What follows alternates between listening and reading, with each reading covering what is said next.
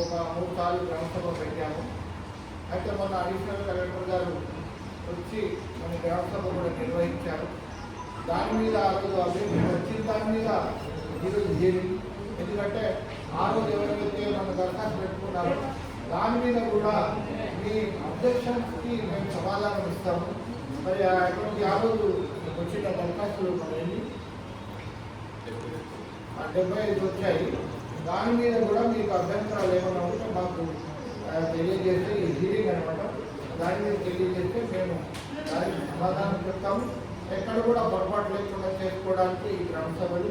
అందుకని మనము ఈ 646 మంది రైతులు 786 ఎకరాలకి మనం ఈ నోటిఫికేషన్ ఇచ్చాము. దాని మీదనే మనకు జరుగుతుంది. చాలామంది రైతులు వాళ్ళ సమస్యలు చెప్పారు, అది మనం చేస్తూనే ఉన్నాం. ఒకసారి ఫీల్డ్ మీద కూడా పంపించామన్నాము, ఫీల్డ్ మీద కూడా సర్వేలను పంపించాము. తర్వాత కూడా మా ఎక్స్టెంట్ రాలేదని కొంతమంది చెప్పారు, అది కూడా ఆ లిస్టులో కూడా ఎంట్రీ చేశారు. మరి మిగతా ఇంకా ఏమైనా మీ సమస్యలు ఉంటే మాకు చెప్పవలసిందిగా కోరుతున్నాం. ఇదంతా ఎందుకంటే ఈ లిస్టులు ఎక్కడ ఎవరికి కూడా అన్యాయం జరగకూడదు, ఎవరికి కూడా మనం రైతులను వదలకూడదు. వాళ్ళ ఏంటంటే ఒక్క సెంట్ కూడా మనం ఎక్కువ కానీ తక్కువ కానీ చేయకుండా సరిచేసి మనం ఈ రైతులందరినీ పెట్టుకుని ఉపయోగించాలని. ఇంకోటి చెట్ల వ్యాల్యూస్ మళ్ళీ స్పెషల్ వ్యాల్యూస్ కూడా కొంతమంది రాలేదన్నారు, దాన్ని కూడా రీఎంక్వైరీ చేసి సరిచేసినామని తెలియజేస్తుంది. సర్పంచ్ గారు మాట్లాడాలి. 69 అంటే 22, 70, 80, 92 ఎకరాలకి రైతులు బిల్డింగ్ ఇవ్వలేదు. అది పేరుతో సహా మా దగ్గర కూడా లిస్ట్ ఉంది. మీరు అది తొందరగా సాల్వ్ చేసుకోవాల్సిందిగా మేము కోరుతున్నాం. మన ప్రసిద్ధార్ సార్ గారు పైప్ లైన్లు కానీ మోటార్లు ఇంకా చెట్లు అవి ఎంట్రీ కాలేదని ఇంకా అప్లికేషన్లు వస్తున్నాయి.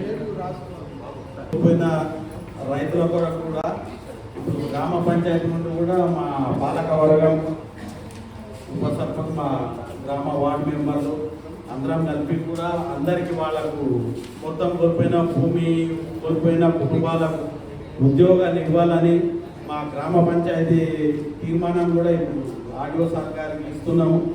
మొన్న అడిషనల్ కలెక్టర్ సార్ వచ్చినప్పుడు కూడా వాళ్ళ దృష్టికి వస్తే తీర్మానం ఇవ్వండి, వాళ్ళకి న్యాయం చేస్తామని చెప్పిండ్రు.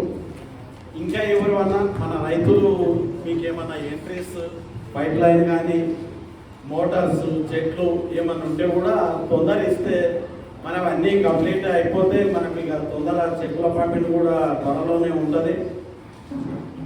ఇంకా కొందరు ఆప్షన్ ఇవ్వని రైతులకు కూడా సార్ మీరు పిలిచి నచ్చజెప్పి వాళ్ళు కూడా రెడీగా ఉన్నారు. వాళ్ళకి కొన్ని ప్రాబ్లమ్స్ వాళ్ళు చెప్తా ఉన్నారు. బిల్లింగ్ ఇవ్వాలి కొందరే ఉన్నారు, వాళ్ళని కూడా మీరు తొందరగా పిలిపించి మీరు పరిష్కారం అయితే కూడా వాళ్ళు కూడా సానుకూలంగానే ఉన్నారు సార్. దయచేసి అది కూడా క్లియర్ చేసి మాకు రైతులకు కూడా తొందర చెక్కులు ఇచ్చే ఏర్పాటు చేయండి. ఇదే మీకు సభ ద్వారా కోరుకుంటున్నా. ఇంత ముగిస్తున్నా సార్. జై హింద్.